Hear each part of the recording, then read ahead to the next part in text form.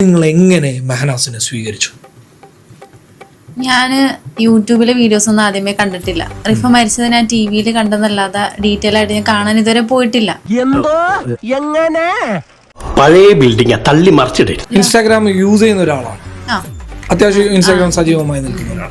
അങ്ങനെ ഒരാൾ റിഫ എന്ന് പറയുന്ന പെൺകുട്ടിയുടെ ആത്മഹത്യയുമായി ബന്ധപ്പെട്ടിട്ടുള്ള അവളുടെ ശബ്ദ സന്ദേശം അടക്കം കണ്ടില്ല എന്ന് പറഞ്ഞത് എത്രത്തോളം വിശ്വസിക്കാൻ? അതെ, വിശ്വസിക്കാൻ പറ്റില്ല. പക്ഷെ ഞാനത് കണ്ടിട്ടില്ല. ഒരൊലക്ക കിട്ടുമോ? ഒലക്കയോ?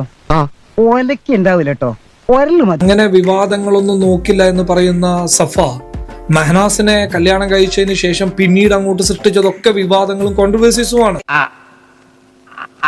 അതല്ല ഉദ്ദേശം. സത്യത്തിൽ നിങ്ങളുടേത് കല്യാണം തന്നെ ആയിരുന്നു?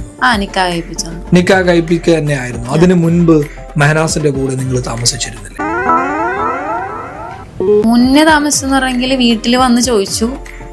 വാപ്ചി ആദ്യം സമ്മതിച്ചില്ല. എന്നിട്ട് ഞങ്ങൾ കാസർഗോഡേക്ക് പോയി. അതിന് കുറച്ച് ദിവസം കഴിഞ്ഞിട്ടാണ് വാപ്ചി വന്നിട്ട് നിക്കാഹ്. ബെസ്റ്റ്. അപ്പൊ ഞാൻ പറഞ്ഞതൊക്കെ ശരിയായിരുന്നില്ലേ? ഞാൻ എന്തെങ്കിലും കള്ളം പറഞ്ഞിട്ടുണ്ടോ നിങ്ങളുമായി ബന്ധപ്പെട്ടിട്ട്? ആദ്യം വിവാഹം കഴിച്ചില്ല എന്നും നിങ്ങൾ ഒളിച്ചോടി പോയതാണെന്നും നിങ്ങളുടെ കുടുംബത്തിന്റെ സമ്മതമില്ലാതെ പോയി.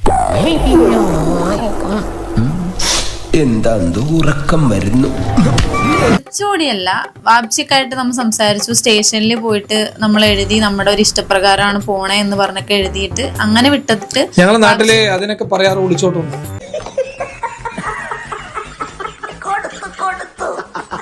ഈ അടുത്തുണ്ടായ സംഭവം എന്ന് പറഞ്ഞെങ്കിൽ കുട്ടി എന്റെ കയ്യിൽ ഇരിക്കാലാണ് എന്നെ ഷോൾഡറിൽ ഇടിച്ച്. മീൻസ് ഇങ്ങനെ കുത്തി അടിക്കണേ.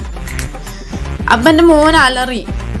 എന്നിട്ട് പോലും നിർത്തിയില്ല. ഒരു മോനോട് സ്നേഹമുള്ള ഒരാളാണെങ്കിൽ ഒരിക്കലും അങ്ങനെ തല്ലൂല.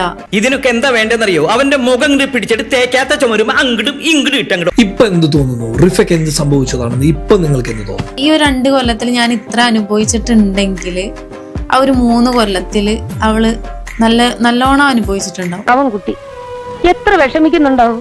ഈ കർമ്മ, ഈ സത്യം എന്നൊക്കെ പറയുന്നത് എവിടെയെങ്കിലും മൂടി അല്ലെങ്കിൽ ഒളിപ്പിച്ചു വെക്കാൻ പറ്റുന്ന ഒരു സംഭവമേ അല്ല. 100% ഞാൻ യോജിക്കുന്നു. ഏത് അണക്കെട്ടിനെയും പൊട്ടിക്കാൻ പറ്റുന്ന ശക്തിയുള്ള പ്രപഞ്ചത്തിന്റെ ഒരു കഴിവാണ് സത്യം എന്ന് പറയുന്നത്. എടോ, പാടത്ത് പണി ഇപ്പൊ പണ്ടത്തെ പോലെയല്ല. പാടത്ത് പണി വരുമ്പത്ത് കൂലി.